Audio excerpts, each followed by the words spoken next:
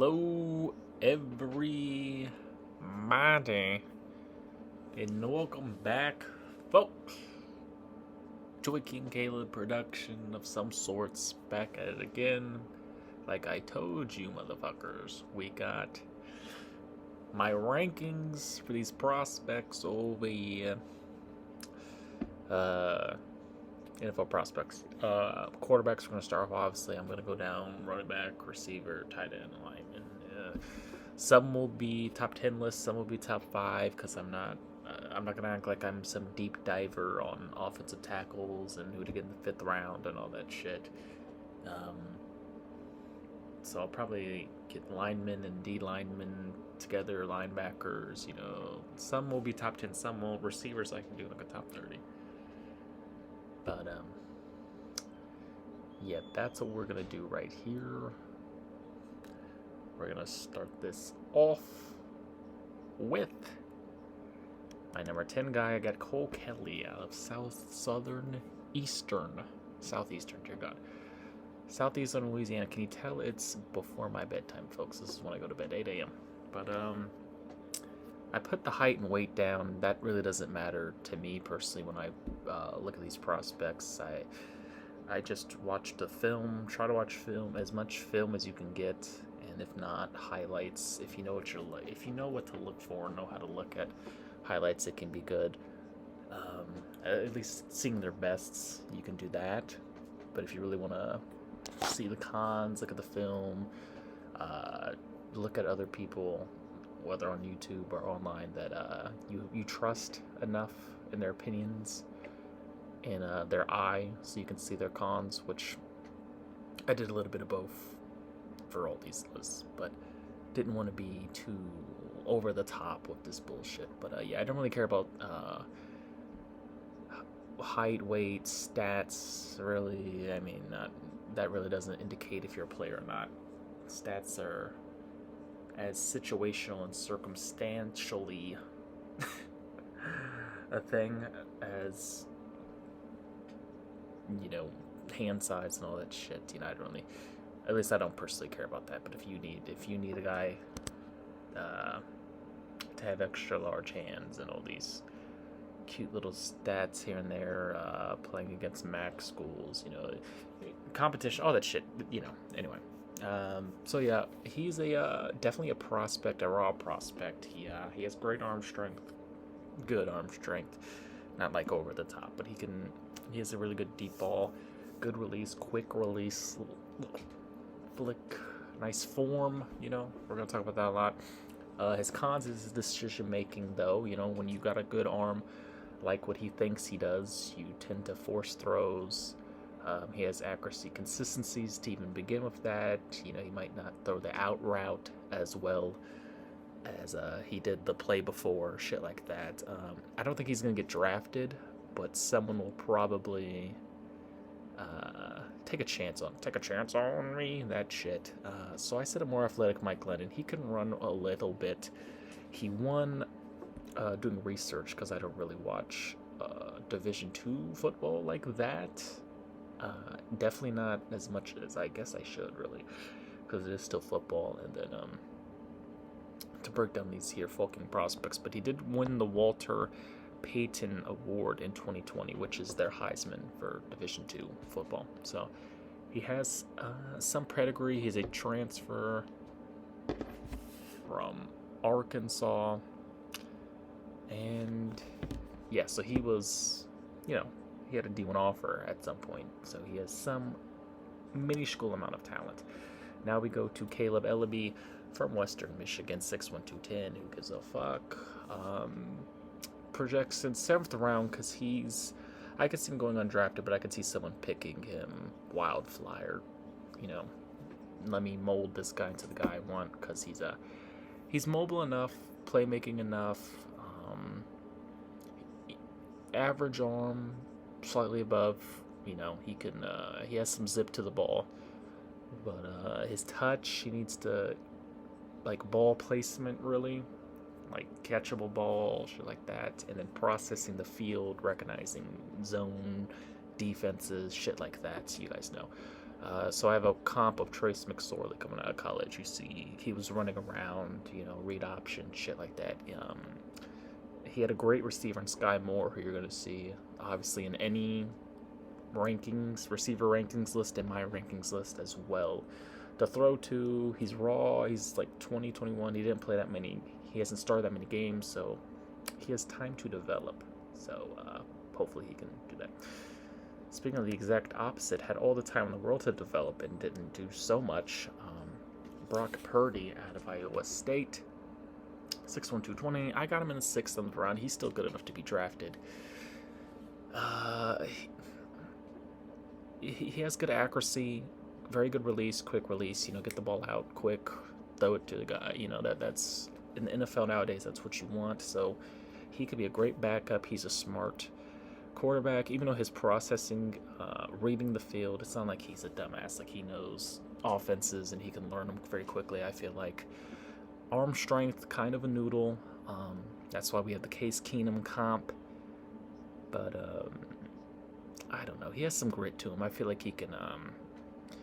He'll definitely work hard and try to stay in the league and shit like that. So he could have, should have, would have, progressed more and more in his career, and people were projecting him to be a first-round pick from freshman year, but he never really improved drastically in all these aspects that you would hope for him to be. But yeah, I mean, career backup ain't that bad, man. You get that fucking cheddar over you. So Brock Purdy, he's all right, he's fine. I liked him in college, but pro prospect, just like Bailey Zappi out of Western Kentucky, this man broke all the records this past year that Joe Burrow did. So over 63 touchdowns, over 5,000 plus yards. So 6'3", 213, 6th round. I got him 6th, 7th, maybe undrafted. I feel like he had a good pro day, or not pro day, Senior Bowl from what I heard, the practices and shit. I don't really care about that either, people. I don't care about combine, pro day, practices you did last week with some dude in the backyard. Just show me your film. Show me you playing in the games, on the football field against competition. He has good touch, good ball placement, good back shoulder, red zone throws, shit like that. Good accuracy. He's not gonna wobbly, wild throws, but his decision making, he will try to maybe force it, put it in windows that he knows he really can't throw it in. Again, not big enough arm strength. He can move a little bit, extend plays. That's why we're giving him the Gardner Minshew comp. Like Gardner Minshew, I feel like he could be a career backup, start for a couple games, not fuck it up. Game manager-esque, same thing with Purdy. They're not high level Alex Smith, Jimmy Garoppolo game managers, but they can still, I feel like, if they work hard enough, get a fucking job. All right. Desmond Ridder at number 6, Cincinnati, 6'4", 215. I got him as a 2nd round pick, not by me personally, just from what I'm hearing. The consensus from what I'm seeing is more people are high on him than I am. I don't see it long in starter. He kind of has the Kellen Mond vibe for me last year. Remember when people were wanting to say Kellen Mond can be this starter and, top 3 talent, and, Kirk Cousins played well, and, you won't see Kellen Mond for at least 3 years. Because he's just not going to play, at least not in Minnesota, while Cousins is there stealing money. Not stealing. He had a great year this year, but, they want results. Anyway, it's a whole nother thing. He has good touch. Mobility is obviously his best feature. I almost wanted to compare him to Jalen Hurts or even a Dak Prescott. Probably Dak is what I should have compared him to, but his play action ability is what he's best at when he's throwing, so that's why I said a more mobile Ryan Tannehill. He'll be a game manager too in this league. Better armed than the past 2 guys, obviously, and better runner, so that's why I have him here. People like his skill sets in the NFL, how it's evolving nowadays, so it's going to help him. But he definitely has accuracy inconsistencies. That's why it's a con for him. He'll just, sail the ball, throw the ball at your feet. Hell, it could have compared him to Mitch Trubisky now that I'm thinking about it. But second round grade, I would have probably did third or fourth, really. But like, if Kyle Trask can get drafted in the second round, Aiden Book can get drafted in the fourth round, Sam Ellinger can get drafted, then Ritter, I think, is better than all of them coming out. So yeah, again, career backup for me, maybe playing a couple games, start a year, be a bridge quarterback. I don't hate him, but I don't see it, folks. Five, like, high end starter, like franchise guy. So number 5, I got Carson Strong out of Nevada, 6'4", 226, big guy. He's the most immobile quarterback, I'd say, in this whole draft. I got him as a second round because he does have very good to great, you could say great arm talent. He can, I'd say he could throw any ball. He could throw any ball on the field, throw any pass per se. Very quick, fast release that you want in the NFL. But again, he has accuracy consistencies that you see. Again, out routes, slants, timing routes, maybe shit like that. Sails deep balls just a tad too much. If you want to nitpick, I'm not one of these people that nitpick these guys. Just do you see it? Again, I just see a career backup, maybe a starter, maybe gets a chance here and there for a team. Bridge guy as well. I got a Joe Flacco comp because he does have a big arm, but if Joe Flacco came out nowadays, he wouldn't be shit. Like he'd be what he is now as a backup. But like, put Carson Strong in 2007, 2008, he'd be a top 10 pick. It's just that the mobility isn't there, the consistency in the arm isn't there, accuracy wise, and then he has a big injury with his knee. It's like some rare injury that's like he's always gonna have a brace, I'm sure. I don't know what it is. You look it up. It's some yukalaki yaka, some shit made up word. But yeah, I got him 5. Number 4. Here's where the guys I really like come in. Sam Howell, 6 foot, 221. Got him as a second round pick. He went to North Carolina, in case you people didn't know. We'll exit this out. Put that in. North Carolina. Okay. Very professional, I know, folks. Very, very fucking professional. Me doing this shit. Hide the video. No. One take. I don't give a fuck. Alright. It's fucking 8 a.m. But yeah, North Carolina's same. Got him as a second round pick. I just don't see people too high on him. I feel like he can maybe sneak in the first round. Say someone trades back in or like the Lions who have the last pick in the first round, or can do that. He has really good arm talent, good mobility for his, stockiness. He's as big as a running back, like a good power running back.